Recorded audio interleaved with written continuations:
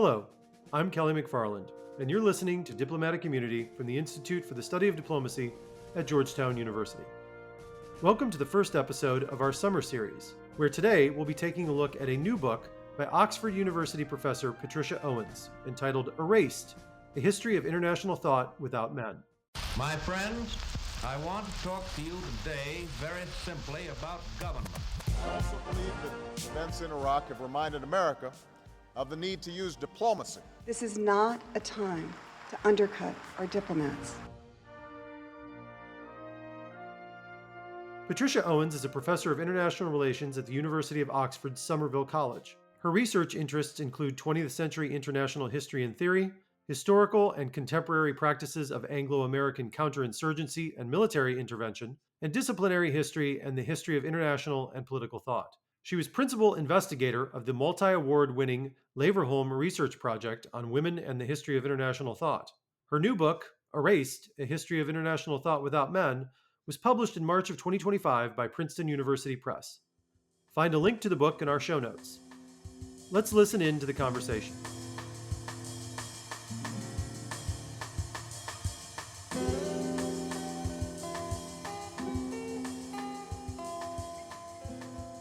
All right, welcome back, folks, to Diplomatic Immunity. And I'm excited this week to be joined by Patricia Owens, who has recently published a new book called Erased: A History of International Thought Without Men, which I just finished the other day and is fascinating. Patricia, thanks for joining us. Thanks so much for having me. So to start off, just to kind of give your listeners an idea on what the book is about before we get into other questions, it focuses on the development of international relations in Britain as its own distinct field. Contains elements from history, political science, sociology, and many other fields, but it's trying to become distinct in the mid 20th century. You argue that early IR quite deliberately excluded the contributions of women and non-white thinkers. So what did that look like in practice? And sort of like the heart of your book, sort of, what is that argument? Great.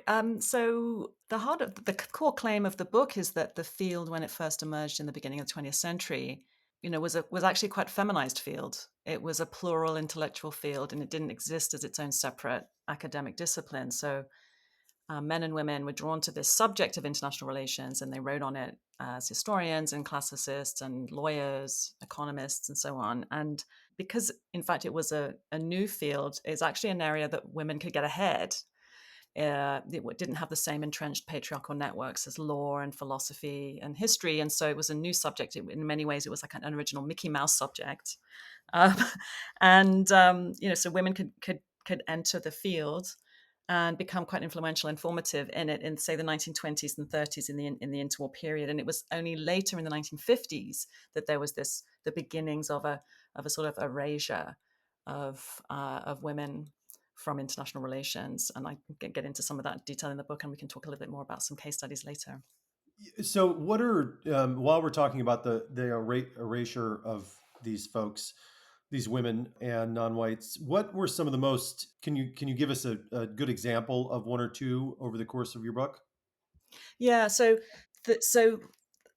even when women were prominent, but also when people of color were part of a sort of plural international relations in the 1920s and 30s. So I'm thinking of, for example, the largest educational project in interwar IR was at the Geneva School of International Studies, and Black artists and musicians were invited to speak about their work. To scholars from around the world were invited to speak. So by the 1950s, though, this more intellectually plural IR was a problem for those in the British context who wanted to create IR as both separate from political science and from history. So the leading figures here are Charles Manning at the London School of Economics. He was the Montagu Burton professor there from the 1930s to the 1960s.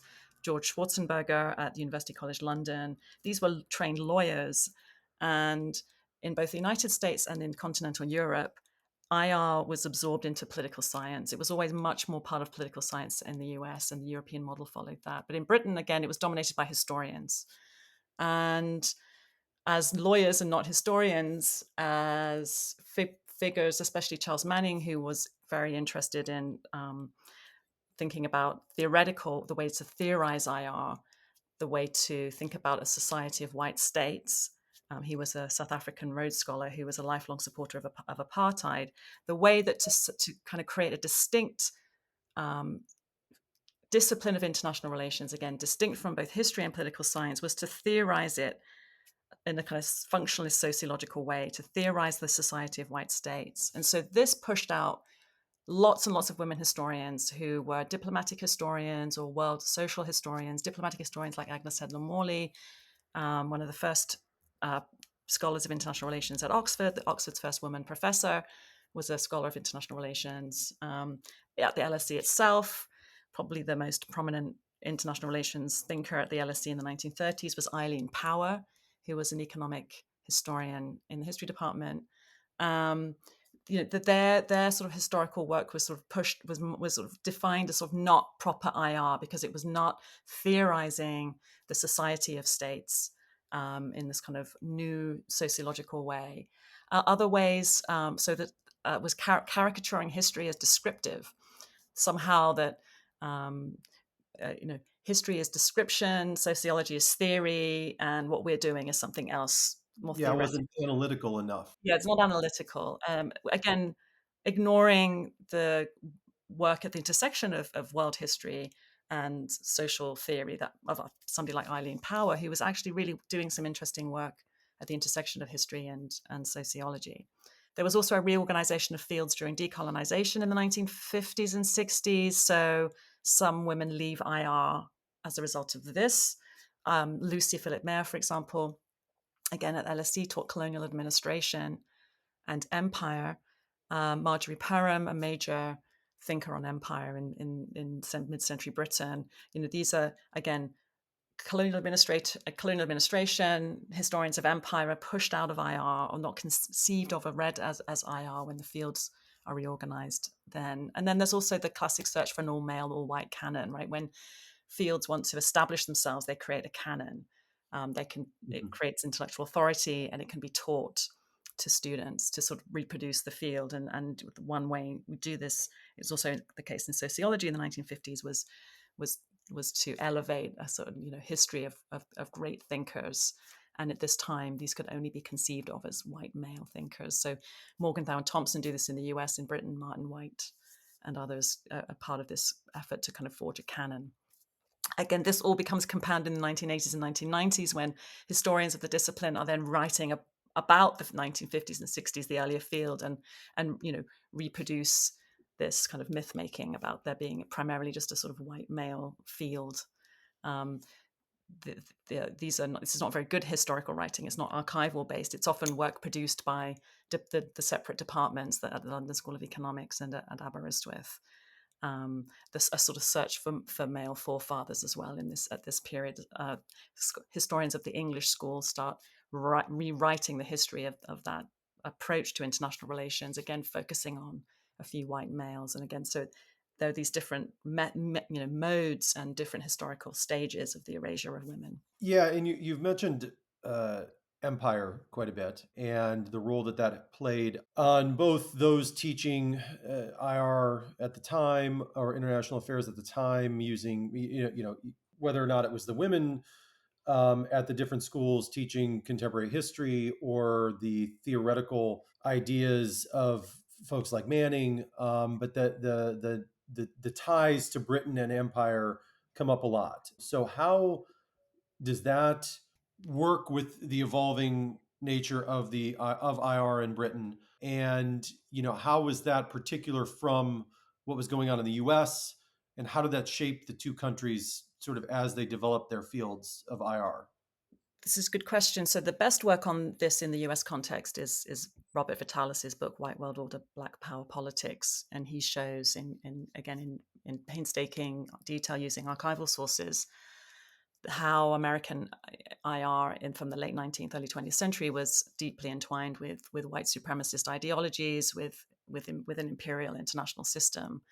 That IR, international relations, meant race relations, and that early white IR scholars were concerned with maintaining were concerned about what they saw as an emerging race war between civilizations. And at the same time, he does this kind of recovery history of several African American scholars associated with what he calls the Howard School of IR. And so there's who are critiquing racial hierarchy, imperialism, but how their work was systematically marginalized as IR professionalized through the decades.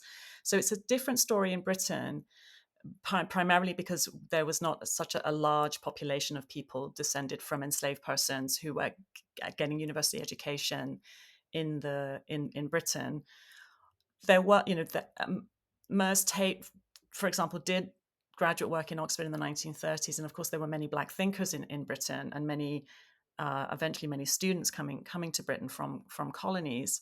But figures such as George Padmore, many returned to Africa during decolonization. Mhm. So it was really not until the 1950s and 60s with thinkers associated with what are often referred to as the Windrush generation, right? Large numbers of Caribbean peoples come to Britain. They often didn't break into universities though as quickly as they did, or as they did in the US. So the main disseminator of Black Atlantic thought, the kind of some of the ideas that Robert Vitalis is pulling out in White World Order, Black Power politics, were disseminated by people on the margins of academia, outside of academia in Britain.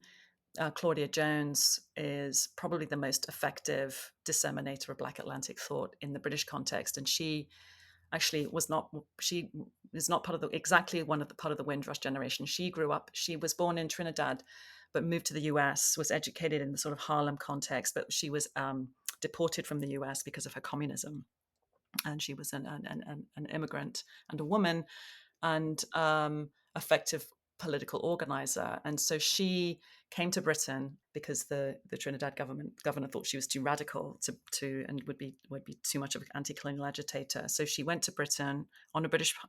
Was entitled to a British passport. She was a British subject, and she shaped how tens of thousands of ordinary Black and brown Britons thought about world politics. There were some white interlocutors in the academy, who were interested in engaging with what were considered more moderate, nationalist, international, anti-colonial thinkers, people like Marjorie Parham.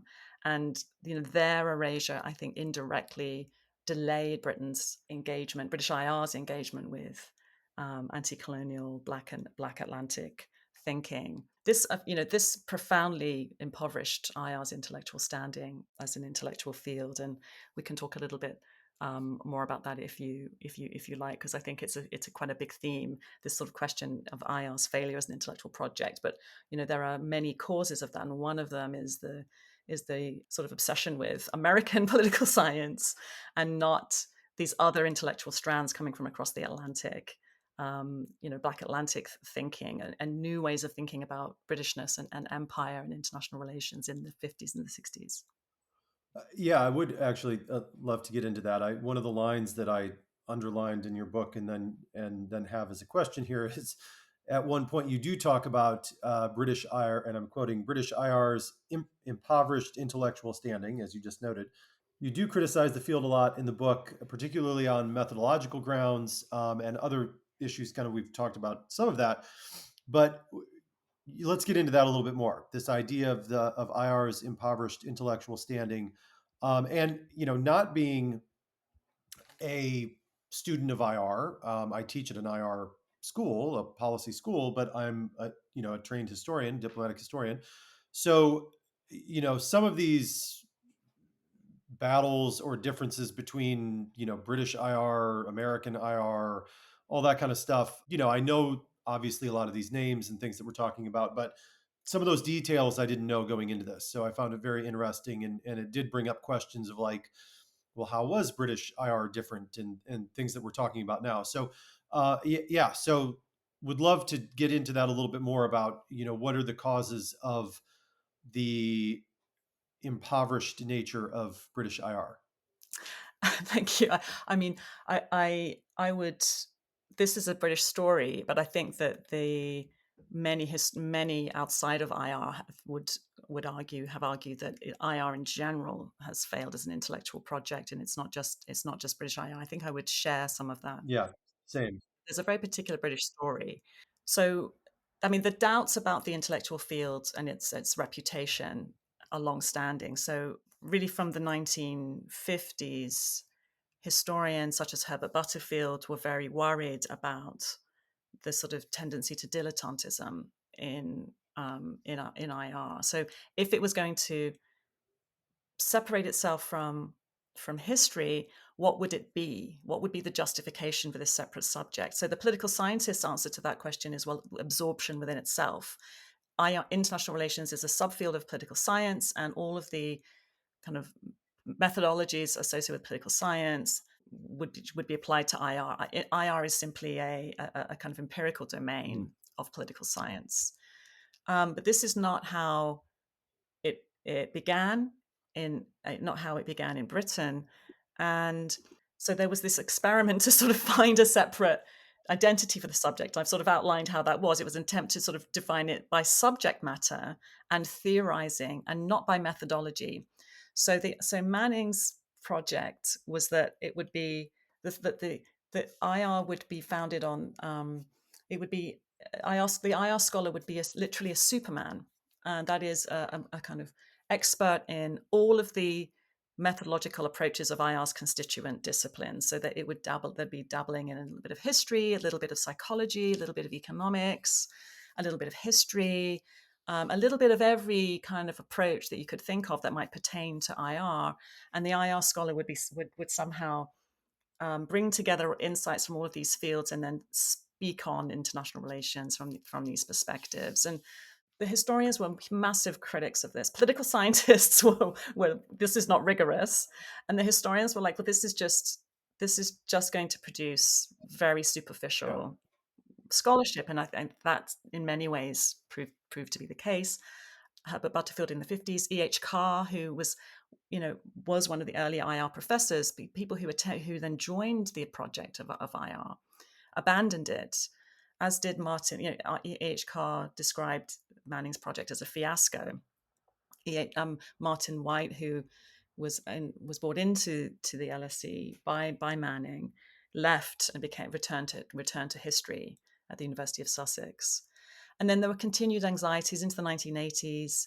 Barry Buzan and Richard Little, kind of leading English school IR scholars, wrote an article on international IR's failure as an intellectual project. I mean, and their argument was that it sort of wasn't, it didn't do enough to sort of bring together sort of English school theorizing and historical not historical methods, that archival methods, but just an understanding of historical international systems. And their criticism was, in fact, of all of IR for importing ideas, but never exporting anything to other disciplines. I mean, for me, it's that project that had actually failed. So for me, the three roots of IR's failure as an intellectual project are interconnected. One was this idea of being a jack of all trades and master of none, like having no methodological training in any subject. The second of all was, and related to that, was the erasure of women and women historians in particular. And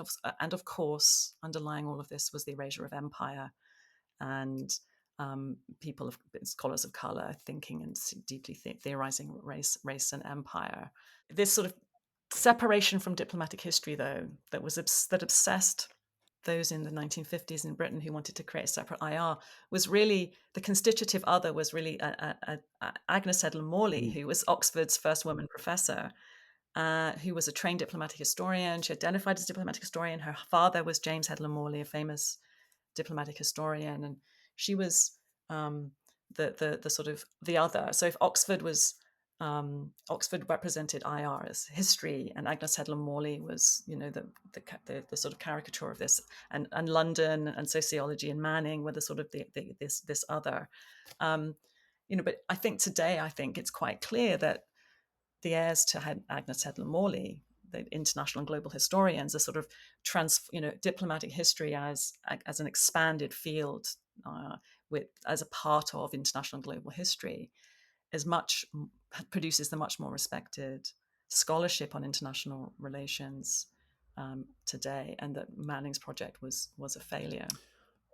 Yeah, and that's interesting. You make that point, and we'll touch on that at the end, because I want to get into a little bit more about your view of the field today, and my view as an outsider, I guess, as a diplomatic historian working in a policy school. But to go back to some of the figures in the book, this is a very sort of personal book in many ways, although it seems it really kind of gets into the ins and outs and weeds of these different views and visions of IR, but it's also very personal and like getting into the stories of these women that are erased throughout the book. So are there, I mean, I'm sure there are, but is there one or two that of the figures throughout your book, which there are many, that you found maybe most intellectually or emotionally compelling as you sort of went through their story? I mean, is it hard to, it's like picking your favorite child or something, I guess. That is a difficult question to answer, and it's probably the hardest one I can think of.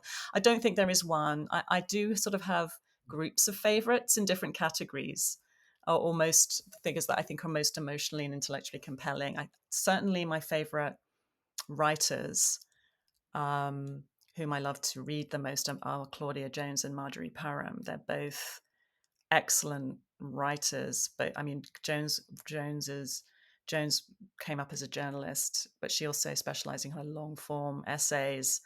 And Parham, comes from sort of almost a literary background as well. I mean, she wrote after her first uh, year-long visit to Africa, which transformed her sort of intellectual trajectory. She responded to it in a novel, and but she wrote very, very well.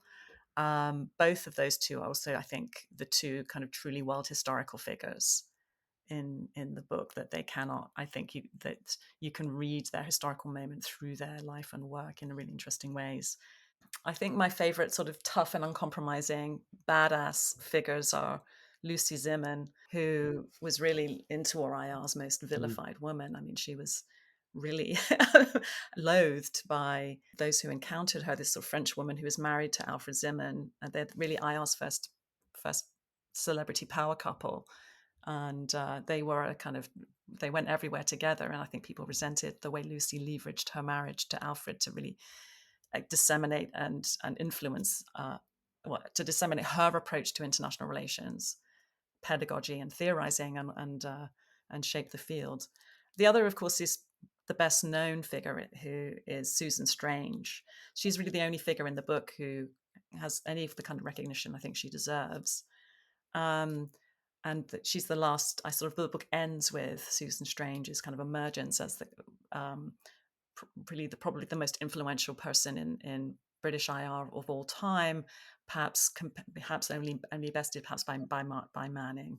And why I like, I mean, apart from her work, I mean, she was really on a kind of patricidal mission to reinvent IR in the 1980s. I mean, she also sort of viewed the project as an intellectual failure, and so I didn't have to say anything. I mean, I just have to quote her. Everything I wanted to say about any of these figures, she says it for me. So I can just quote her. I should add, not all the men in are like Manning. There are some, and also it's not entirely a history without men. There are some key. I have to tell the gendered history of the intellectual field. You have to talk about. You can't just talk about women. I talk about many of the men as well. There are also some awkward women that I really do have enjoyed writing about and found emotionally compelling. Not Agnes Sedler Morley was very awkward because she refused to reform IR teaching away from diplomatic history. The other is Rachel Wall, who was a woman of the Yeah. left and was a reformer. She did try to transform IR to make it more global, more intellectually pluralist, but she failed because she had a mental health crisis and was compulsorily retired. And I suppose there's a sort of emotional, and I find her story quite emotionally compelling. It's quite a quite a tragic story. You also warn against throughout the book the tokenistic inclusion of women or post colonial topics in sort of IR syllabi. And you talk a lot about some of the things that have happened recently, in the past 5 years or so, with sort of including some of these women or creating, scholarships or things like that. What's the best way in your mind to avoid this trap, while still trying to integrate marginalized thinkers into our syllabi, or bringing these topics more to the fore? This is a great question. I think a lot of work has already been done on this, of a sort of avoiding a kind of tokenistic inclusion of women and post-colonial topics, thinkers of color. We've recently redesigned our graduate syllabus at Oxford to be more reflexive about the history of the field, to historicize the main theoretical approaches, right? So rather than just treating them as the isms and then a sort of shopping list of isms, usually beginning with sort of realism and then going down, we don't do that anymore. We introduce them to almost all the main so-called traditions of thinking about international relations, but more in a historical context. Why and when it made sense for, for realism to emerge as this intellectual tradition. Yeah. So again, it's moving away from this idea like, here's the mainstream and here's a critique. I don't think it makes sense to even think about the isms as mainstream anymore, right? There, it is, mainstream now to be asking questions about racial hierarchy and empire. It's, to be talking about gender and international relations. These are mainstream. So there's a, recognizing that we have moved past this kind of mainstream versus critical, that's a plural field, but one that's best understood in its reflexively and historically, is really important to how we're teaching that now. So again, not sort of tagging that stuff onto the end. To, again, others do this more in terms of thinking in terms of canons, not rethinking the canon as a whole rather than just sort of adding to it.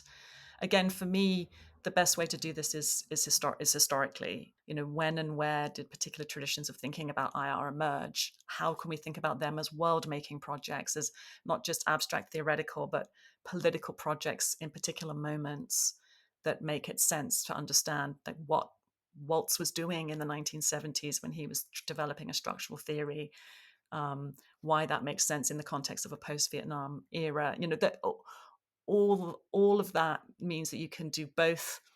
You can sort of have it all. You can have what people think of as kind of the traditional or classical approaches that you should understand, but not sort of reifying them.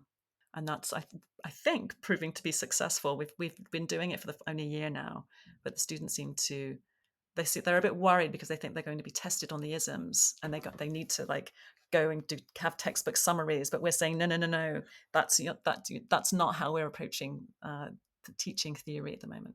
I actually love that approach. I think that the notion of putting those, as a historian especially, putting those things into context as to why they came about when they did, and looking at it more, that horizontal history that's happening around when these isms came to be, I think is fascinating. So good job at Oxford. So that gets me to the last question, though. That's also in line with this. Again, as a diplomatic historian, I find it intriguing reading your book. And again, I come at this from being in the U.S. system, but reading your book and looking at the British attempts to get diplomatic history out of IR, and then today being a diplomatic historian in the U.S. system, where history departments aren't hiring diplomatic historians, but policy schools are, and are pining for them, and leading scholars in places like foreign policy are writing that their students at IR schools need more history and need to study more diplomatic history and things like this. So there's a lot of folks like myself who are in IR schools and policy schools, not history departments. And that's good in some ways, but it's bad in other ways, because I have no PhD students. We'll have no PhD students. So there's a lot of diplomatic historians that aren't sort of teaching the next generation of scholars. But where do you see sort of the state of IR today in terms of how it's, whether British or American or both, and sort of its relative usefulness, I guess, because that's everybody wants to be useful, right? At the end of the day, especially IR folks, they want to have their theories and their ideas taken up by policymakers and all that kind of stuff. So, having you've got about as good a view or better than anybody else because you can take in this whole over 100-year long stretch of IR. Where is the field today?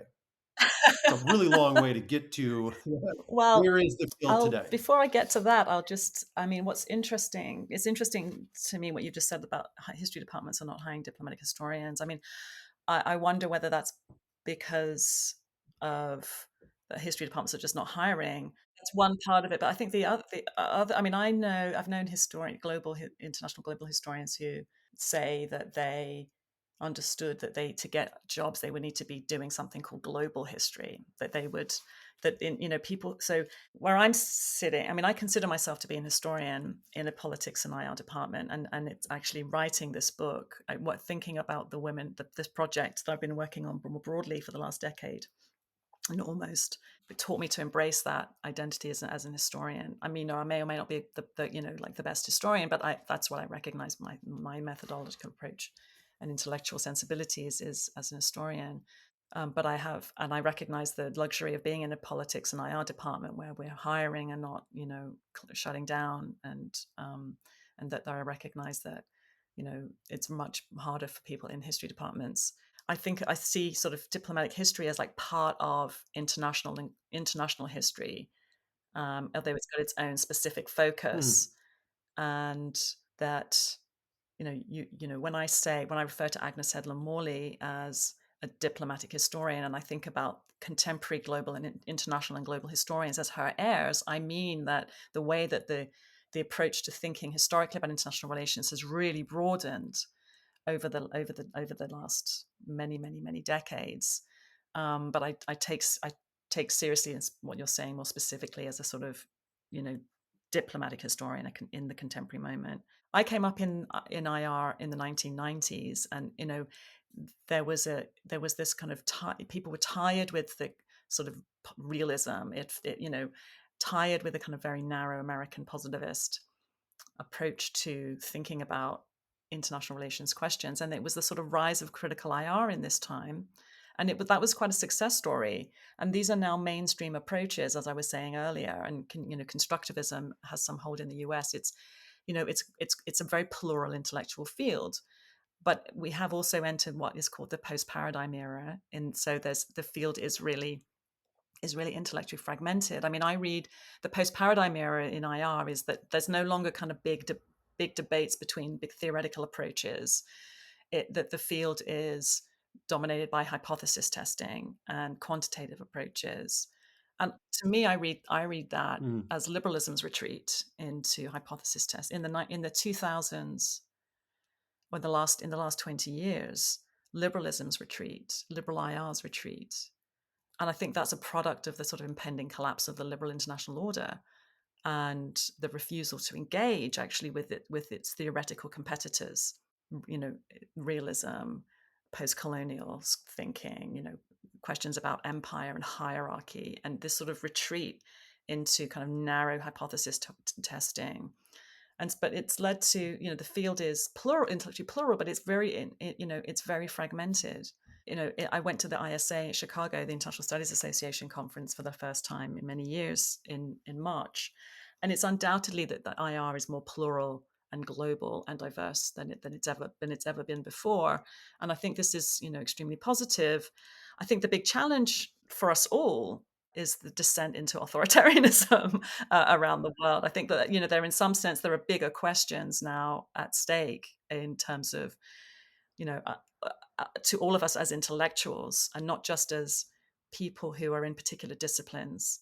I don't think political science, doesn't have a very good record of dealing with, you know, major shifts in the tectonic shifts in global power. I mean, American political science is very closely associated with state projects, with the Cold War, Yeah. with a lot of the funding came from the foundations that were producing useful knowledge for the state. And I think people have to think carefully about the kind of scholarship they're going to be producing in that context now, because you know, there are attacks on the independence of universities, and we need university administrations and we need faculty and students to just hold very clearly firm on this, because there's a real danger, particularly in the US, of what is happening in places like Hungary, where the knowledge is primarily is produced and supported, that is useful and for the state, and anything that is not, that is attacked. So these attacks on EDI, on gender studies, on the teaching of African American history, this is really serious, and and political science has to stand up and resist this.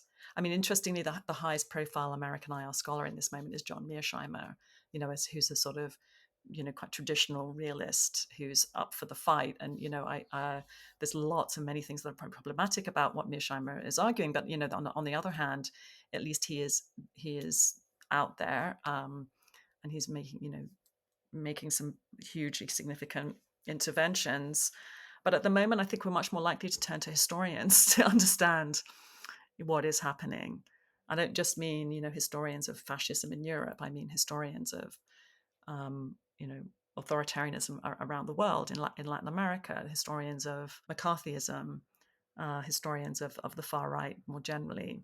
So it'll be fascinating to see whether IR in the US, IR as an American political science, will respond to this second Trump administration, or whether it remains of limited relevance to understand, to both resisting Yeah. and also to understanding and seeking to trying to answer bigger questions about the fate of the modern world. Yeah, I think to your point, I think historians in the US did a pretty good job stepping up during the first administration on many different things. But I think we're going to see that again, and I think we'll see it. We already have seen it to some extent, more strongly this time around. But also, as you said, mentioned that the fate of the modern world. But I think diplomatic historians, global historians, folks that are aware of the importance of this moment for international order, and that the fact that we're living through a shift in order, and what that means, that has meant historically, why this can be a very dangerous moment if not handled correctly, things like that, like getting that information out, I think is important, and trying to demonstrate why President Trump's actions in the international sphere matter, and why folks should pay attention to that and push back against it. So, With no question. unfortunately, it's all we're answering back to against negative things. But I wish that wasn't the case. But definitely a role for us at this point. So. Well, listen, Patricia, thank you so much for joining us today. And again, her book is Erased: A History of International Thought Without Men, and I highly recommend it. Thanks. Thanks so much. It's been really lovely to talk with you. Thanks again to Patricia for her time and thoughts. And thank you for listening to this episode of Diplomatic Immunity. This show is produced by Freddie Mallinson and Theo Malhotra. Thank you to the Carnegie Corporation of New York for their support for this podcast. Be sure to check out any episodes you may have missed via our website. Please rate, review, and follow this podcast wherever you listen, and tell your friends and colleagues to come find us on Apple Podcasts, Spotify, or anywhere else they listen. Follow us on Twitter @GU Diplomacy, and visit our website, isd.georgetown.edu, to learn more about our work. I'm Kelly McFarland. Until we meet again.